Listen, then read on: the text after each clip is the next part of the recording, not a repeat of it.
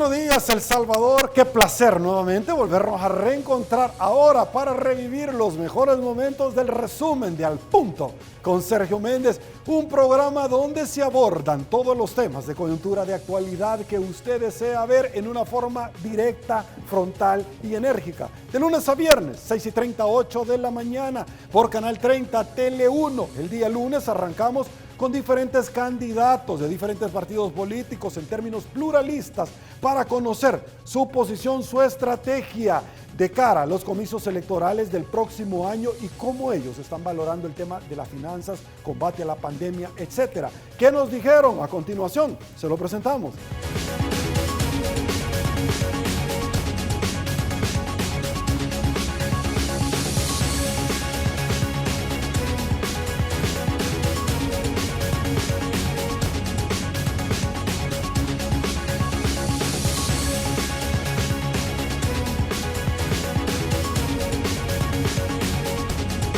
Esta mañana estuvieron presentes en la entrevista Al Punto con Sergio Méndez. Vladimir Melara, quien es candidato del partido FMLN a diputado por el departamento de San Salvador. ¿Qué lo lleva a tomar la decisión de incorporarse en política por el partido FMLN en el departamento de San Salvador? La necesidad que tiene el país de unos nuevos aportes por parte de ciudadanos, de salvadoreños comprometidos. Yo toda la vida he militado en nuestra organización política, el FMLN, orgullosamente, y a partir de ahí es que nace en muchos compañeros también del partido, la necesidad de incorporarnos.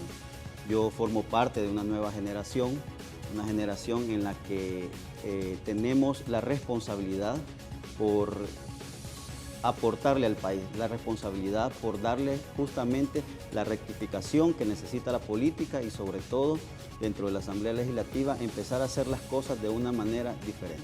Marvin de Portillo, candidato a diputado por el departamento de San Salvador. ¿Cuáles serían en determinado momento quizás las valoraciones que usted tendría de llegar a la Asamblea Legislativa?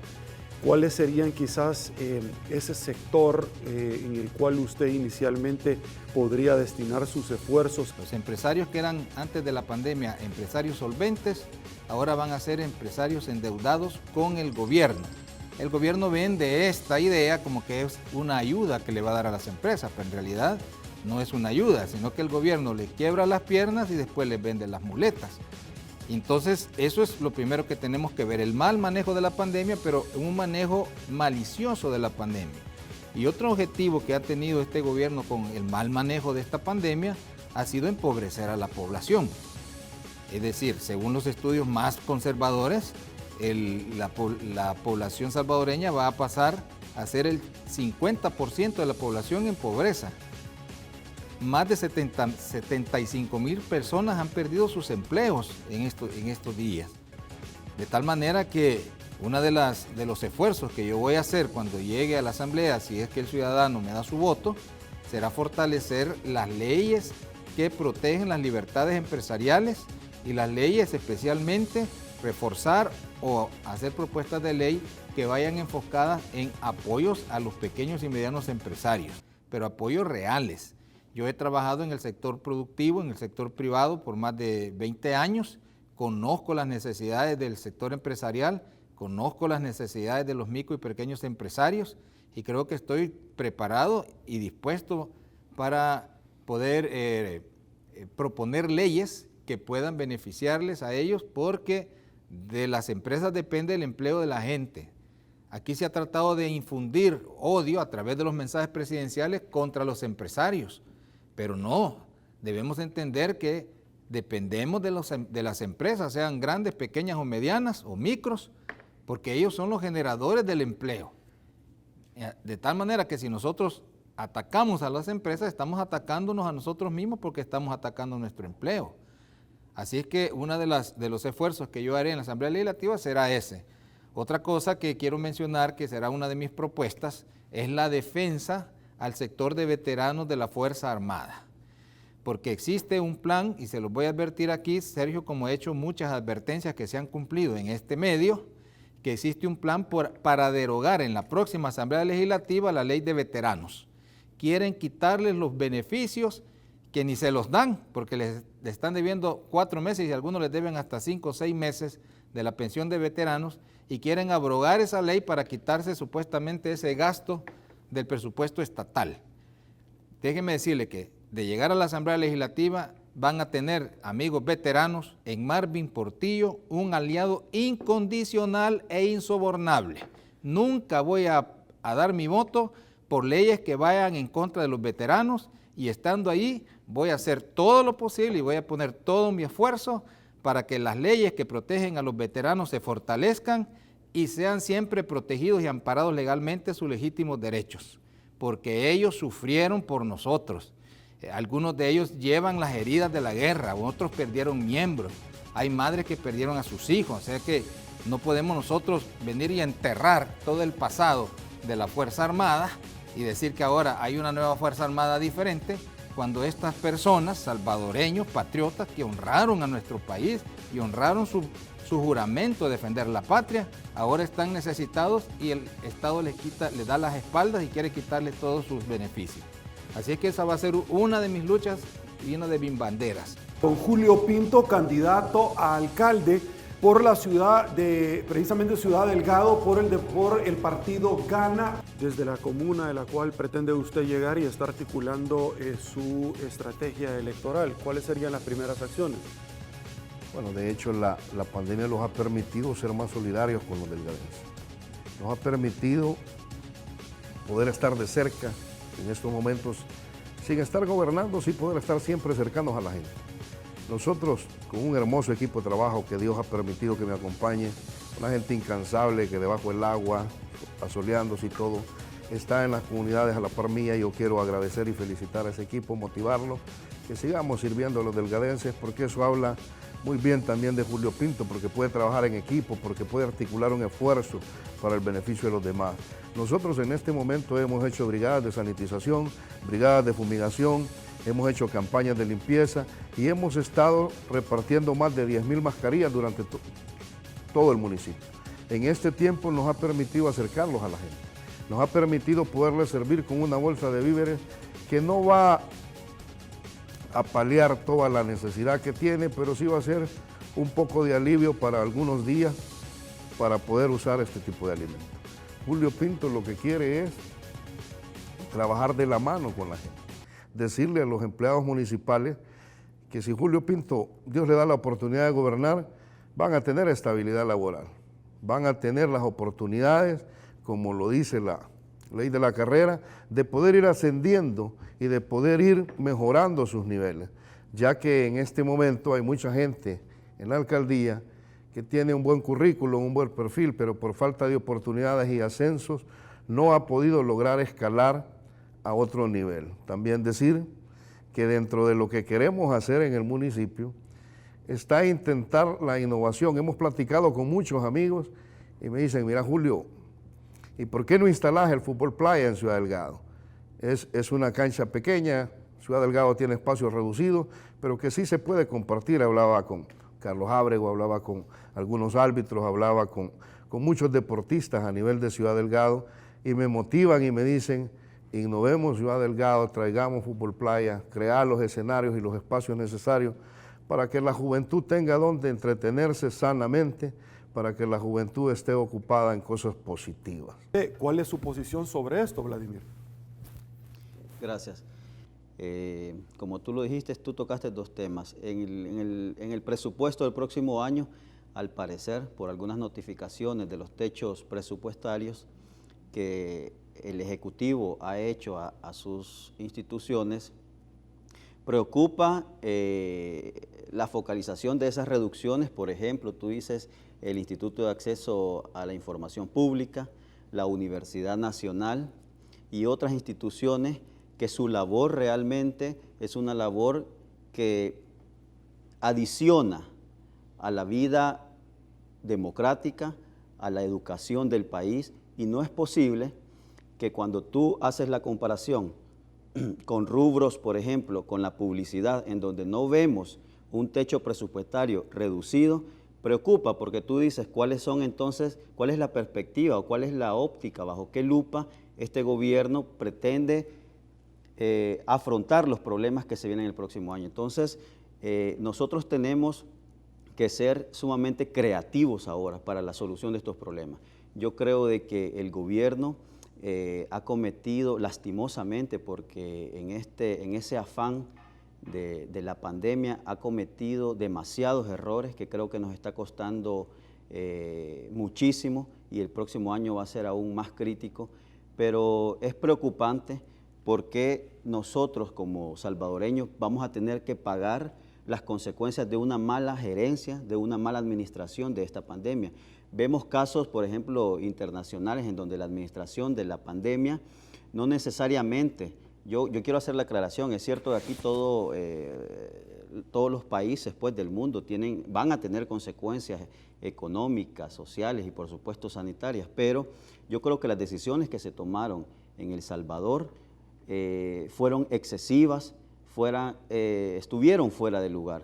El amigo Marvin mencionaba el tema de los días que nosotros hemos pasado en una cuarentena, ha sido sumamente excesivo.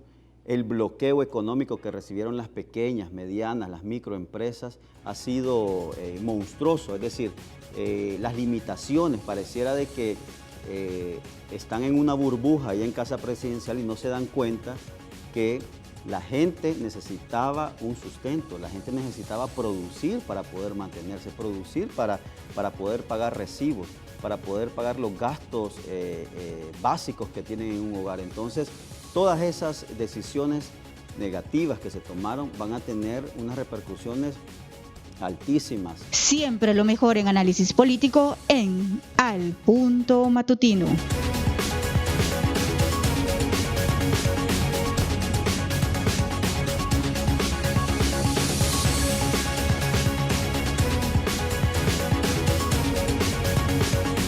Y el día martes, señores, nos estuvo acompañando en esta tribuna de entrevista el candidato para la alcaldía de San Miguel por el partido Nuevas Ideas. Cristian Flores estuvo con nosotros y habló de propuestas en determinado momento porque hizo una valoración integral de lo que San Miguel necesita, sin pedir el voto y sin articular hoy por hoy ningún tipo de promesa. Sobre esa valoración también ingresamos a la endamiaje de cuáles serían las prioridades de llegar a esta comuna tan importante para el oriente y de nuestro país. Hablamos, por supuesto, sobre el tema de probables coaliciones que en determinado momento se han mencionado y que terminan este próximo sábado, fin de semana. De eso hablamos. ¿Qué nos dijeron? A continuación, se lo presentamos.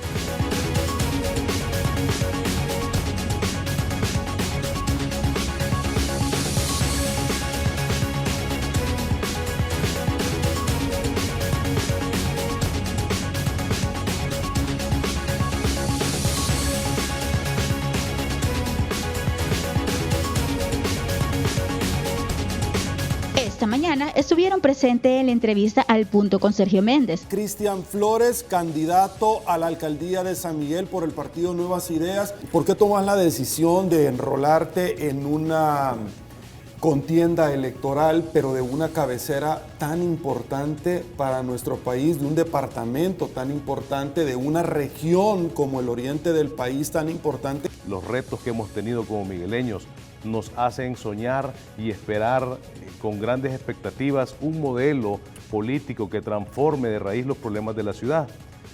Yo desde el año 2015 empecé a prepararme en esta área y vi las grandes carencias que nuestra ciudad tiene, lo cual nos obliga a involucrarnos, porque muchas veces criticamos a los políticos y hemos estado cansados de los políticos tradicionales. Hemos visto incluso cómo hubo un cambio, un giro de timonel, un giro de 180 grados en la política salvadoreña, donde se rompió el bipartidismo en el año 2019, el 3 de febrero. Eso demuestra que la población total, o en general en El Salvador, se cansó de la política tradicional, la política basada en la demagogia, la política basada en las ideologías de izquierdas y derechas, y el pensamiento del salvadoreño y también del migueleño es progresista. La gente quiere ver políticos diferentes, nuevos rostros, personas con visión, personas que tengan la capacidad de ser buenos administradores. Por lo tanto, nosotros consideramos importante incursionar en el ámbito político. Hemos estado siempre enfocados en el mundo empresarial, hemos estado enfocados también en nuestras iglesias, porque mi padre es pastor evangélico junto a mi madre. Entonces, eso hace salirte de tu zona de confort y enfocarte, porque si queremos un cambio y estamos cansados de los políticos, pues lo ideal es que lo hagamos. Asumir los retos y ser parte de una transformación urgente que necesita San Miguel. Debo de preguntarte, porque es interesante lo que tú acabas de plantear, ¿por qué un empresario, por qué un hijo de unos empresarios en el oriente de este país que se han esforzado tanto, toma la decisión de incursionar en política? Y lo quiero decir con mucho respeto. Tradicionalmente, Cristian, porque tú lo acabas de señalar, los políticos quieren ser empresarios. Pero tú sos empresario y alguien podría decir, estás en la comodidad de tus empresas. ¿Por qué tirarte al ruedo en un ambiente donde de pronto es servir y mejorar? Sin embargo, tú estás poniendo el nombre de tu familia, dejando la comodidad de tus empresas para de pronto ser atacado, de pronto ser vilipendiado. ¿Por qué un empresario, un hijo de empresarios, da ese salto cuando otros quieren llegar al puesto que tú estás? Es una pregunta que me han hecho muchas personas. Sí, me Sabes imagino, que claro. hace algunos años, cuando yo empecé a estudiar un poco sobre el tema político y enfocarnos sobre la estrategia y la comunicación política, hablaba con mi familia, hablaba con mis padres. Somos una familia bastante unida. Mi padre, mi madre, mi hermano y yo hemos estado siempre trabajando en nuestros negocios, hemos estado también trabajando con diferentes comunidades a través de la iglesia que mi padre pastorea. Pero esa primera pregunta me la hicieron ellos. ¿Por qué quieres meterte a la política? Bueno, es que en el mundo empresarial sí hay diferentes problemas, hay retos, pero de eso se trata la vida, de convertir los retos y las crisis en oportunidades. Entonces es un ambiente, es un mundo bastante interesante, muy bonito.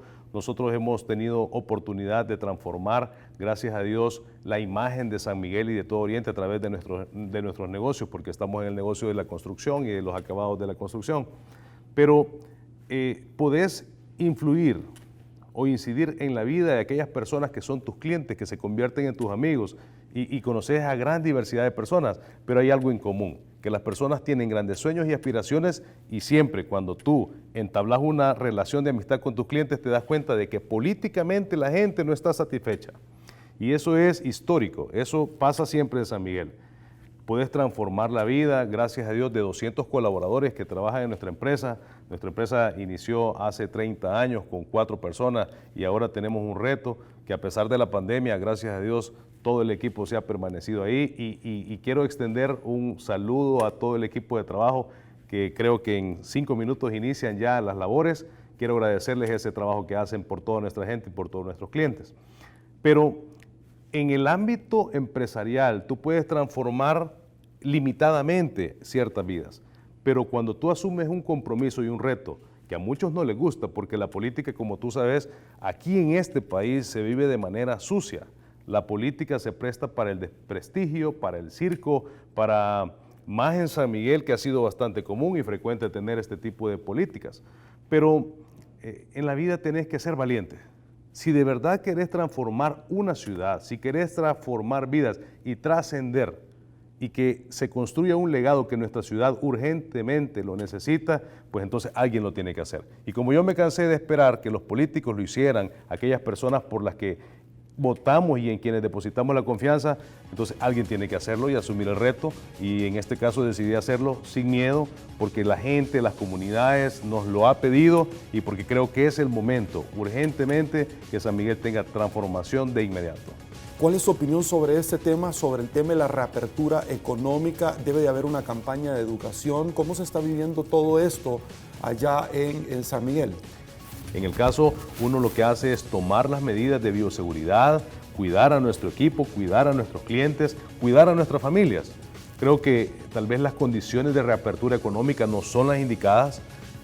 Como tú decís, sí es necesario pasar por procesos educativos, pero también es necesario ver la parte de fases, que era tan importante saber administrarse, porque según el decreto 661 tendríamos que haber tenido transporte público en junio, pero ponemos en riesgo la vida de más salvadoreños, y lo que no queremos es que volvamos a caer en una cuarentena, no porque la cuarentena nos haga daño, sino porque se multipliquen los contagios. Si tú te fijas, tenemos 15 días de ir en bajada en el número de contagios. Ayer fallecieron 9 salvadoreños producto de la enfermedad, pero dentro de 5 a 15 días vamos a ver si la decisión ha sido la más sabia o si no, qué es lo que tenemos que hacer. Y en el tema económico, yo creo que tenemos que volver a empezar, tenemos que ver esta adversidad como una gran oportunidad. Quiero decirles a los migueleños, tengamos fe en Dios. Dios tiene siempre el control de todo, todo está bajo control. Y en este caso, después de la tormenta, siempre viene la calma. Y yo creo que tendremos la oportunidad de volver a levantarnos y que juntos saldremos adelante. La parte de las finanzas depende de dos cosas muy importantes: los ingresos y los egresos. Si nosotros tenemos ingresos considerables, pero tenemos egresos desmedidos, tendremos un resultado negativo, lo cual va a tener déficit y grandes carencias para llenar las necesidades de los ciudadanos y al mismo tiempo no van a haber oportunidades de inversión. Se abre un espacio para poder invertir, que es a través del endeudamiento o a través de los préstamos. Pero si esos préstamos se utilizan para gastar y no para invertir en cosas que generen más ingresos a la ciudad, entonces no tendría ningún sentido. Yo creo que en el caso de San Miguel es necesario evaluar la parte de los ingresos. Sí, es normal, creo que todos los empresarios, todas las personas, todos los emprendedores, que en San Miguel hay muchísimos emprendedores. Yo quiero felicitar a hombres y mujeres que invierten tiempo, dan su vida para emprender sus proyectos, pero lamento cuando no son valoradas sus sueños y su valentía para invertir y emprender un proyecto, sino que ven puertas cerradas en los alcaldes. Yo creo que es momento de cambiar el enfoque socioeconómico de la ciudad. Nosotros tenemos que motivar a nuestra gente para que sea más productiva, tenemos que darles las condiciones y tenemos que tener un sistema de gobierno que tenga austeridad, que no malgaste en publicidad. No podemos nosotros estar pagando grandes cantidades de publicidad y más en algunos canales de televisión que son propiedad de políticos. Yo considero que es importante que invirtamos en nuestra gente. Es necesario que midamos el gasto público, que no malgastemos en cosas que no valen la pena, que sepamos ser buenos administradores y tenemos que generar ingresos. Lo que genera ingresos en una comuna precisamente son sus ciudadanos, pero los ciudadanos deberán de tener condiciones idóneas para poder invertir. Si nosotros preparamos un sistema de préstamos, si nosotros ayudamos con incentivos fiscales a nuestra gente, hay que sacrificarnos. Hay que apretarnos el cincho, hay que quitar la grasa de la ciudad, en este caso de la comuna. Hay que sacar cualquier gasto innecesario y enfocarse en los ciudadanos. Es necesario que nosotros tengamos la oportunidad de aprovechar un gobierno colaborativo con el gobierno central.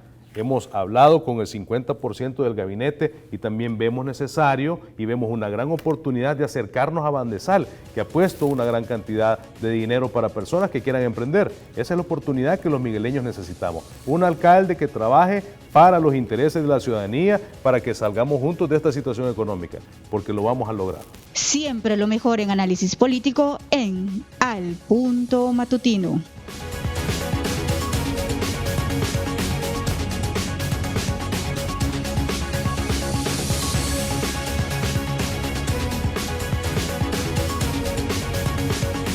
El día miércoles nos acompañaron dos abogados que son con una trayectoria y una distinción muy grande en nuestro país, Jaime Ramírez y Ulises de Dios Guzmán. Con ellos estuvimos abordando temas como la llegada del señor ministro de la Defensa Nacional al recinto de la Asamblea Legislativa en una interpelación que se dio el pasado viernes y que sigue porque ha sido hasta este momento citado el director de la Policía Nacional Civil en torno a este tema. Hablamos de las resoluciones del 661, Sala de lo Constitucional, y por supuesto de lo contencioso administrativo, que en determinado momento han establecido la necesidad imperiosa de dar a conocer los fundamentos de los cuales resolvieron los magistrados a favor o en contra en los casos de probidad.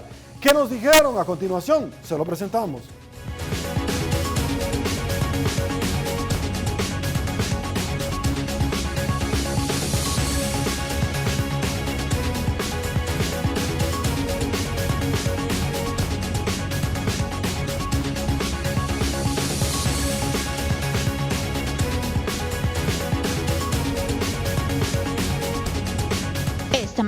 estuvieron presentes en la entrevista al punto con Sergio Méndez. Licenciado Jaime Ramírez, destacado abogado. Su opinión, resolución de la Sala de lo Constitucional, ya vamos a tener un poquito de contexto. Sobre todo en el contexto de que se ha venido soslayando las resoluciones de Sala, que dicho sea de paso, el señor presidente ha recibido de parte de la Sala de lo Constitucional un equilibrio en el sistema de frenos y contrapesos debido a los abusos que han habido, no solamente de los vetos, sino el abuso excesivo de querer invadir funciones de otro órgano de Estado. Y creo que esto es lo más preocupante porque este es el problema de fondo, porque la intención que ha habido de parte del órgano ejecutivo ha sido constante por violar o burlar la Constitución en sí, dado que el presidente no tiene facultades para poder limitar o restringir derechos fundamentales como el tema de la circulación de los salvadoreños, el quedarse o salir fuera del territorio y por último, que creo que fue uno de los temas más graves, fue la falta de acceso de los trabajadores a su empleo debido a que limitó el transporte público. Creo que estos tres elementos en efecto han causado una grave situación económica en la vida de miles de salvadoreños que hoy no tienen acceso a los alimentos. Le damos la bienvenida a Ulises del Dios Guzmán. La Corte de Cuentas le ha hasta solicitado al presidente que le dé permiso para auditarlos si ellos no pueden. No ha obtenido respuesta. Aquí en El Salvador tenemos nosotros también empresas atuneras.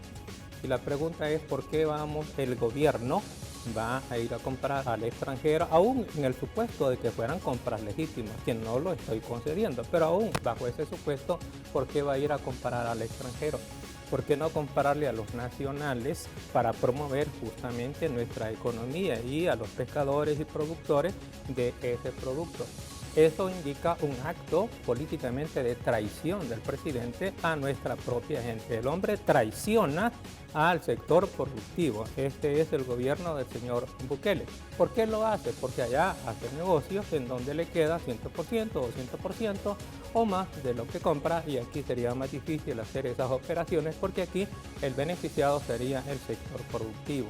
Lote de ventiladores que llegó al país no es el mismo que fue robado en la Florida. Esta es una donación que hizo el gobierno de los Estados Unidos por medio del USAID que se iba a gestionar en El Salvador. En efecto, creo que hay actas de recepción con respecto a esos ventiladores, pero lo extraño, o digamos así, lo denominamos un misterio sin resolver los salvadoreños. ¿Cómo es que aparecieron en la Florida? Es una explicación que deberá dar el gobierno de la República de El Salvador al gobierno de los Estados Unidos, en términos nada más de mantener las relaciones diplomáticas.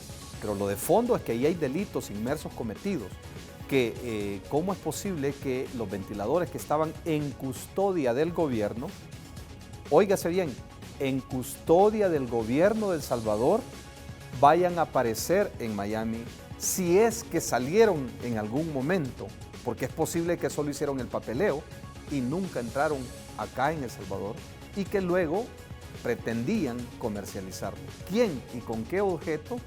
Deberá de investigar, evidentemente, en este caso, el FBI, que no es la Fiscalía de El Salvador, ni tampoco es el sistema de justicia de El Salvador, que, por cierto, no lo controla al 100% ni siquiera el presidente de los Estados Unidos de Norteamérica, sino que es un buró que, en efecto, trata de verificar este tipo de delitos que se cometen internacionalmente con bienes de los Estados Unidos.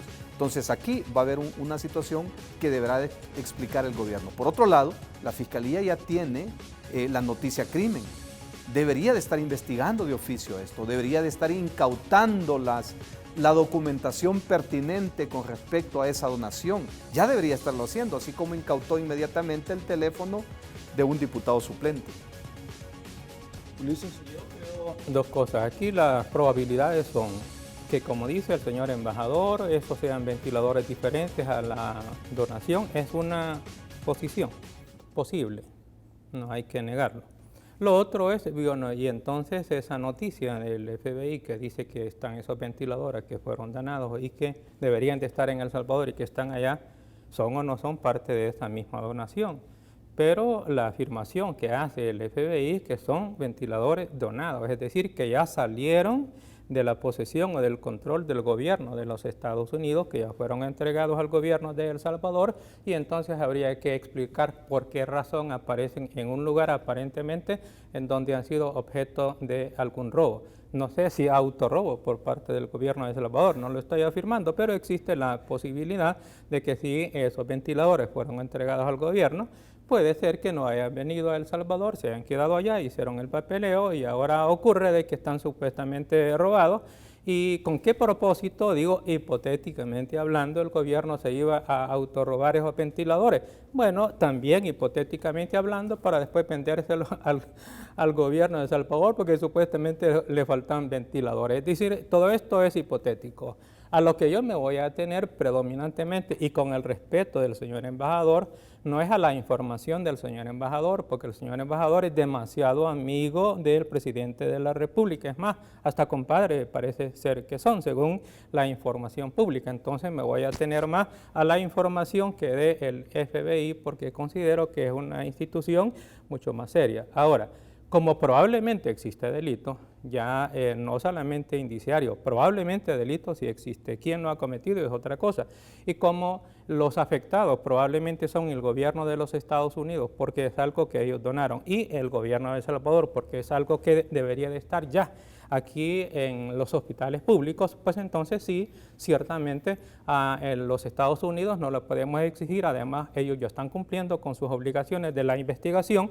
El que debe de sumarse, pero independientemente de esa investigación, es el fiscal general de la República para investigar qué ha pasado. Curiosamente, esos ventiladores aparecieron en algo que parecía ser que era la sede de operaciones del presidente de la República, porque durante esta pandemia parecía ser que el presidente de la República pasaba más tiempo allá en Miami que en El Salvador, y que curiosamente allá supuestamente tenía una residencia que también deberían de investigarla, y al mismo tiempo es un lugar supuestamente en donde también pasaba la señora primera dama. Dicho sea de paso, aprovecho para hacer una denuncia pública para que el señor fiscal de la República anote dentro de las personas desaparecidas a la señora Gabriela de Bukele, porque realmente está desaparecida, no hay explicación de nada, y como la Fiscalía General de la República está encargada de investigar qué es lo que ha ocurrido con las personas desaparecidas, entonces creo que debe de anotarla y que investigue el señor fiscal qué ha ocurrido con la primera dama de El Salvador, porque es una persona desaparecida y es tan importante que no puede pasar desapercibido por parte de la Fiscalía. Y finalmente quiero señalar que todas estas cosas lo que pone en evidencia es que hay corrupción en flagrancia.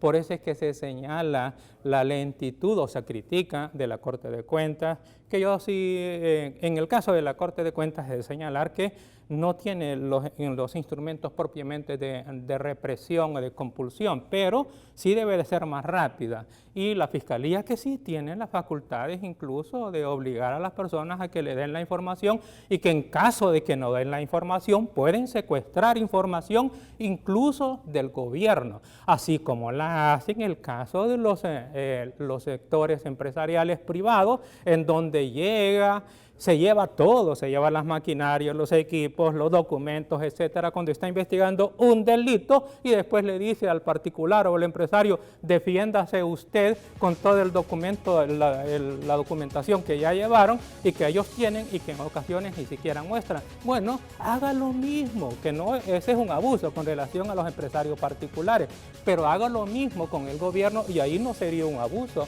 porque el gobierno está manejando dinero que son de la gente. Así que le solicito a la Fiscalía General de la República que actúe de ese modo, con esa diligencia, porque el delito en este momento está en flagrancia.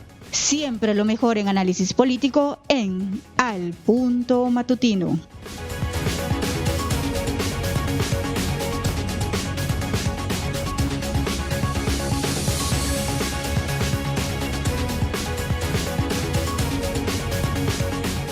El día jueves, señores, nos estuvieron acompañando como todos los jueves nuestro panel más que esperado por la población salvadoreña, Luisa Moncada y Bessie Ríos. Con ellas abordamos temas importantísimos: la llegada del señor ministro de la Defensa a la Asamblea Legislativa, Con llamada telefónica nos acompañó la diputada del partido FMLN, Nidia Díaz, y también Mauricio Vargas, diputado del FMLN y Arena respectivamente, conversando sobre este tema en el marco precisamente de la constituyente y luego de la firma de los acuerdos de paz, donde estos dos diputados fueron actores también de ese evento histórico e irrepetible para nuestro país. Un antes y un después, 1992.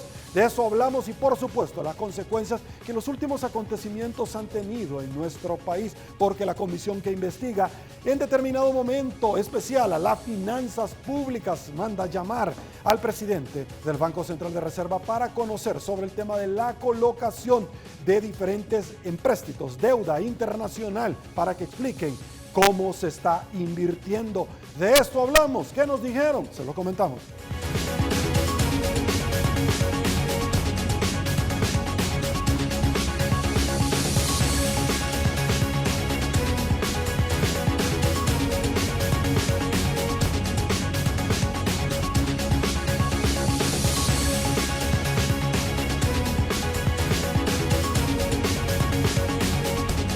Esta mañana estuvieron presentes en la entrevista al punto con Sergio Méndez. Licenciada Bessie Ríos, la bienvenida a Luisa Moncada. Un placer, Luisa.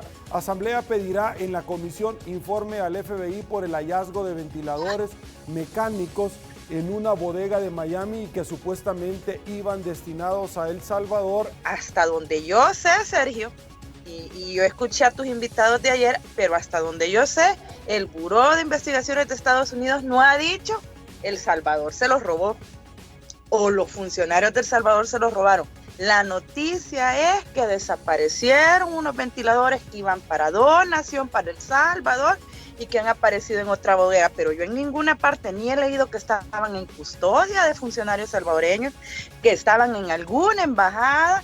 Se les perdieron a ellos, por eso es que se mete el FBI. Hasta que el FBI nos explique cuando ellos quieran y no cuando la Asamblea Legislativa los manda a llamar, porque no van a venir y no les van a mandar ningún informe a cuenta de quién es la Asamblea Legislativa, Parker y toda esa gente que está ahí en la Asamblea. ¿Qué les va a andar explicando el FBI? O sea, no, esa es mentirle a la gente. A mí me parece sorprendente, la verdad, el amor propio que se tiene la Asamblea Legislativa. Es decir, evidentemente, pues son un órgano de Estado, pero en El Salvador. O sea, yo realmente creo que han visto mucho CSI Miami y creen que así va a venir el FBI a decirles, miren, yo les quiero decir, es triste porque a todas luces quieren empezar un juego político con este tema y es feo, ¿me entendés? Sin duda alguna, hay tela que cortar en qué fue lo que realmente sucedió con estos ventiladores. Ahora, me llama la atención que desde un principio Estados Unidos dijo que sí, que los ventiladores se habían perdido, pero en la nota que se publicó en el periódico de Miami, pues ellos también dicen que continuarán ayudando a El Salvador. Entonces, creo que tenemos que esperar y tenemos que ser muy prudentes. Sin duda alguna, obviamente, nuestro lastre pues nos hace sospechar de qué ha sucedido ahí, pero como dice Bessie, pues hasta este momento no podemos ser irresponsables de decir algo que no lo han dicho las autoridades estadounidenses. Tenemos que esperar y si hay tela que cortar, pues que se corte y la sepamos en el momento. Ahora, de lo que sí tienen que estar seguros nuestros amigos televidentes es que si ahí hubo mano cochina, de que se va a saber, porque si el FBI está en este momento involucrado y en alguna parte de este caso, El Salvador fue el que metió las manos y el que propició que esto pasara, no lo duden de que lo vamos a saber y de que las personas que estuvieron, o sea, en un hipotético caso, porque hasta este momento no se sabe, si hubieron personas que estuvieron involucradas en esto, pues también van a pagar, porque en Estados Unidos esas cosas sí que no van a pasar por alto. Entonces, como sociedad, creo que lo más prudente que podemos hacer en este momento es esperar a las investigaciones y confiar de que en el FBI sí podemos confiar, ¿no? No queda en manos de la Fiscalía General de la República. El artículo 249 y siguientes de la Constitución y otros. El tema es que ese artículo se refiere en no dar a conocer la intimidad de los elementos económicos de un funcionario. Yo lamento decirle a la gente que cree que sacando a los diputados de la Asamblea Legislativa va a terminar la corrupción. Lamento decirles que esto no es así. El problema de la corrupción en El Salvador, en Latinoamérica, es un problema enquistado, es un problema de sistema que pone a la gente que le conviene para mantener su estatus en los diferentes puestos, y esta no es la excepción, y crea instituciones como por ejemplo el Instituto de Acceso a la Información Pública como una forma de darnos a tol con el dedo, y luego cuando la institución trata de hacer su trabajo empiezan a bloquearlos de todas las maneras en que hemos visto que ha pasado en todos los gobiernos de nuestro país. Hay grandes problemas en la Corte Suprema de la Justicia. Es además porque una de las instituciones con mayor presupuesto y menos transparencia de su presupuesto también, y esto no es casualidad, no es coincidencia, tiene un porqué. Los magistrados de todos los magistrados de la Corte Suprema de Justicia son los que mejores prestaciones tienen, porque salgamos de los empleados pues comunes, porque aunque sí pues podríamos cuestionarlos, más sin embargo digamos que las secretarias, los motoristas y todo lo demás pues gente que está haciendo su trabajo en el día a día. Pero los magistrados que con este tipo de resoluciones están pasándose por encima a la gente y están permitiendo que los malos políticos continúen perpetuándose en el poder o se continúen perpetuando las prácticas, ese es el tema. O sea, hay mucho que hacer y no solamente basta con quitar a los diputados que no son de nuestro agrado de la Asamblea Legislativa. No le digo que no los tenga que quitar. Usted, claro que si no está de acuerdo, pues no vote por ellos. Eso yo no se lo estoy diciendo. Lo que yo le digo es que usted tiene que entender que el problema en El Salvador es que hay un sistema que está diseñado para favorecer al corrupto y para señalar a quien está haciendo las cosas bien y tratar de hacerle ver que las está haciendo mal. La mayoría las están haciendo mal, no hay duda. Pero cuando usted ponga a sus diputados, nada le dice que va a haber una diferencia, porque es que el sistema está hecho y nuestros políticos han hecho de esto desde los maletines, desde las reuniones escondidas, desde las plenarias hasta la madrugada y demás, una forma de perpetuar la corrupción en El Salvador. Entonces, lo único que va a pasar es que va a cambiar de mano de corruptos. Es decir, hasta este momento están estos magistrados, porque como decía Bessie, pues se han hecho cuotas, ¿no? Porque han habido más diputados. Pero si en el 2021 hay una bancada que tenga la mayoría simple de la Asamblea Legislativa o la mayoría calificada, que sería lo peor que le podía pasar a El Salvador, pues entonces simple y sencillamente los corruptos van a elegir a sus corruptos y van a tener mayoría también en la Corte y en todas las demás dependencias que son las que hacen, ¿no?, que El Salvador camine. Entonces, estos son problemas reales que tiene la sociedad salvadoreña al enfrentarse al tema de la corrupción. Lo que sucedió el viernes pasado en la Asamblea Legislativa ante el llamado del señor ministro de la Defensa Nacional por el 9 de febrero. Yo tengo una idea diferente de lo que es una interpelación. Fíjate que cuando un funcionario no te responde la pregunta que se le está haciendo, porque la batería de preguntas la tenés que mandar, la batería de preguntas se le manda al funcionario porque él te tiene que dar un informe de lo que quiere saber la Asamblea Legislativa. Ahí él quiso unas repreguntas, hacerlas bien, pero me dio la impresión que no se aplicaron con la batería de preguntas que mandaron. Hombre, le dicen dirigiendo usted la PNC, cuando el hombre no dirige la PNC. Vaya, pero yo tengo claro que aquí eran las repreguntas. El ministro se encerró en que no iba a decir nombre, todo lo generó el batallón de seguridad del presidente. Él nunca respondió la pregunta y a mí me llamaba la atención. Como te digo, yo he visto procesos de interpelación con las comisiones en el Congreso de Estados Unidos y no es así de que los diputados le dicen, vaya, mire, usted anote que no le contestó y en el informe vamos a poner de que no le contestó. A mí eso me dio la impresión que no era una interpelación.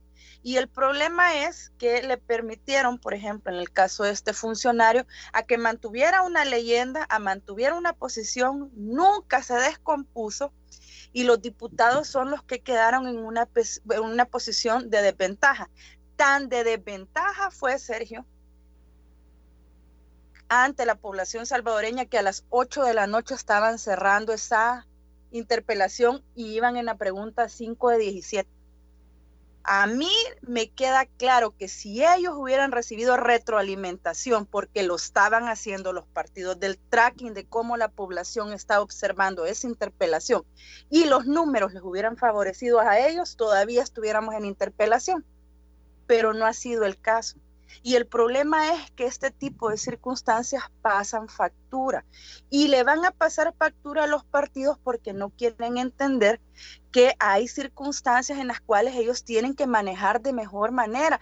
El señor Ponce trató en la medida de lo posible de manejar bien la interpelación, pero al haber diputados que se descompusieron, que gritaron, que se pararon, le dieron la peor de las caras a la población y reafirmaron el discurso que tiene ahorita el Ejecutivo de que son ellos los males en el país. Y ahí es el punto. Y eso sí me preocupa porque al final el ministro se mantuvo en su posición, no cambió, lo dijo. Bueno, hoy han pasado hasta jugando fútbol, lo han sacado. Pues. Siempre lo mejor en análisis político en Al Punto Matutino.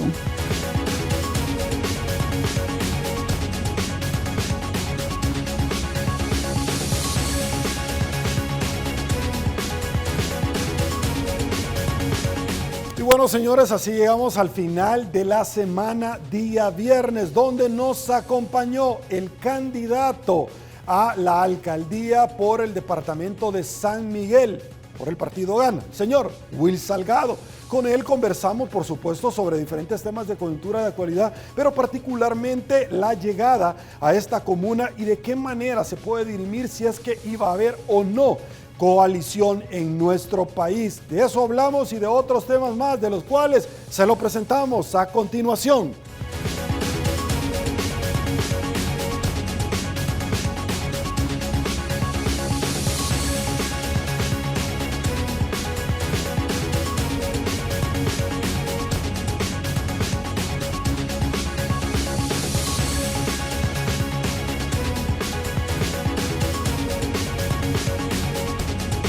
Esta mañana estuvieron presentes en la entrevista Al Punto con Sergio Méndez. El exalcalde de la ciudad de San Miguel y candidato por el partido Gana en busca precisamente de esta magistratura en nuestro país. Will Salgado, bases de Nuevas Ideas, rechazan coalición con Gana.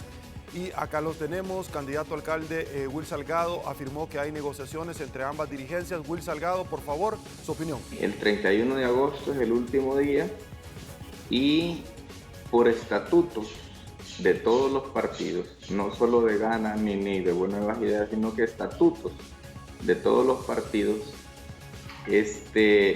las coaliciones las firman, las negocian, se ponen de acuerdo los secretarios generales de cada partido interesado en las coaliciones. Los candidatos a diputados, los candidatos a alcalde o los candidatos a concejales, por estatutos, no tenemos voz ni voto en esa decisión. En este caso, si los partidos deciden hacer una coalición y llevar en la casilla 1, en la casilla 2, depende cómo hayan negociado internamente los secretarios generales, los autorizados ante el Tribunal Supremo Electoral para poder hacer eso y firmar eso. Si digamos que se diera una coalición en San Miguel, y al candidato de Nuevas Ideas no le parece la decisión que tomó su partido o su secretario general, pues lamentablemente no tiene dónde quejarse, ni cómo oponerse. Pudiste ver los rotativos donde no quiso responder prácticamente algunas preguntas y estos señalan que a futuro puede ser procesado. Hacen preguntas torpes los diputados. O sea, por ejemplo, imagínate el gran jurista, el gran abogado, el catedrático de Derecho del diputado Portillo Cuadra, es catedrático de Derecho. Imagínate qué es lo que les enseña a sus alumnos él. Imagínate la pregunta que le hace. Señor ministro de Defensa, si el presidente de la República le ordenara asesinar, si le ordenara que usted le coordine la seguridad, algo así, y le ordenara asesinar o hacer una masacre, ¿usted la haría? O sea, será pregunta esa con respecto a lo que pasó el 9 de febrero, Sergio.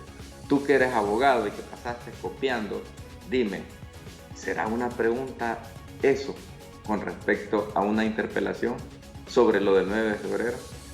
Y ahí todo el mundo quedó claro, todo el mundo le quedó claro que no era el ministro que les interesaba a los diputados.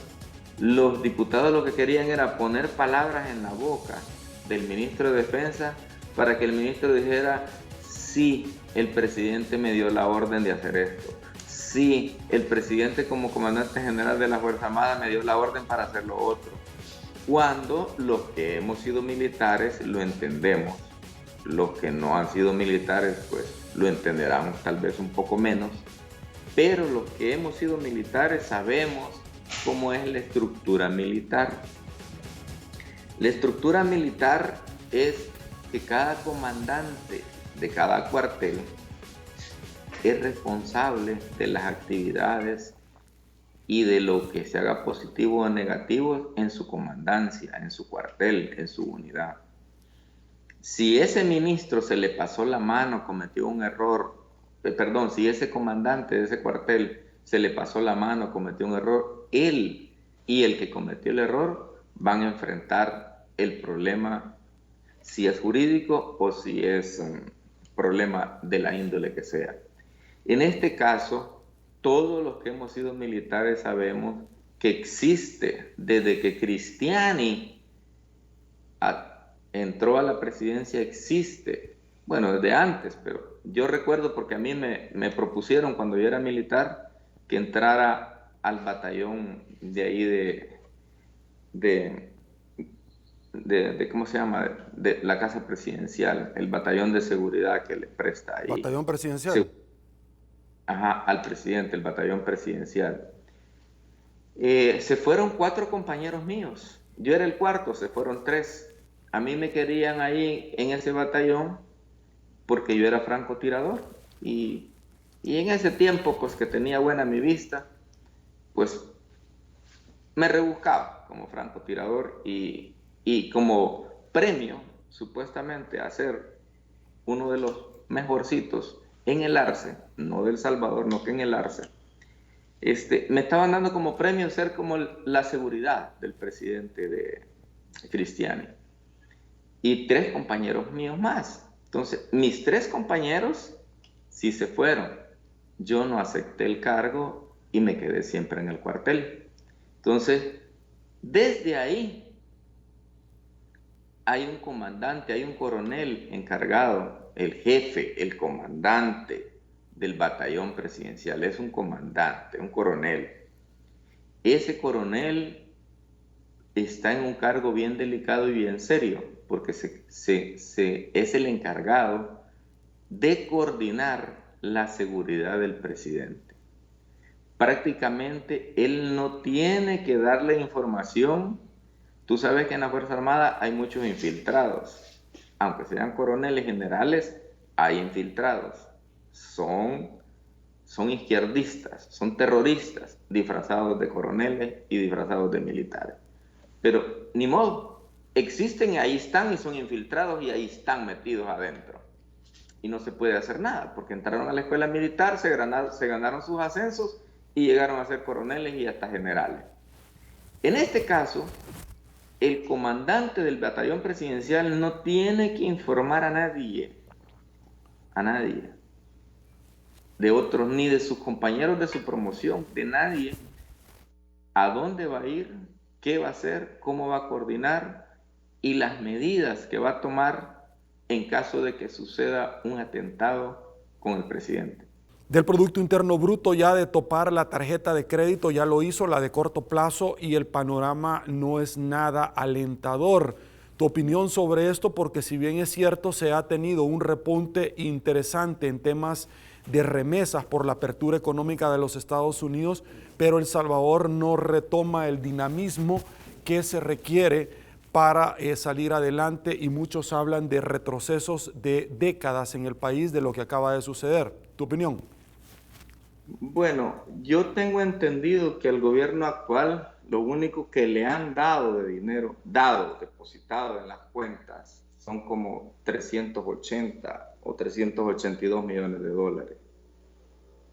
Eso es lo que yo tengo conocimiento. No sé si habrá más atrás, pero es lo que yo me acuerdo. Si la tarjeta de crédito o el saldo está topado o el crédito ya está topado para el gobierno, pues yo creo, deduzco, supongo que quienes lo dejaron casi topado, pero casi topado, casi al límite, son los 30 años de Arena y FMLN, porque son los que sacaron créditos, saquearon las AFPs, nos agarraron los fondos de nosotros los veteranos en el ICFA, los pensionados del ICFA, se agarraron los fondos del INPET, o sea, ellos es que han dejado casi topada la tarjeta. Y con esta pandemia y con esta necesidad de dinero en el mundo, todos los gobiernos, absolutamente todos en el mundo, han tenido la necesidad, la obligación de acudir a préstamos. El Salvador es el único que le han aprobado 3.000 millones de dólares y que no le han dado ni 500 millones de dólares. Aprobado es una cosa y que te den la plata es otra cosa. En este caso, pues, sí preocupa que estemos al tope, al límite del crédito. Vean, sí preocupa. Pero habría que ver quiénes son los verdaderos culpables. No echarle la culpa al último de la cola, al último de la fila, Sergio. Siempre lo mejor en análisis político en Al Punto Matutino.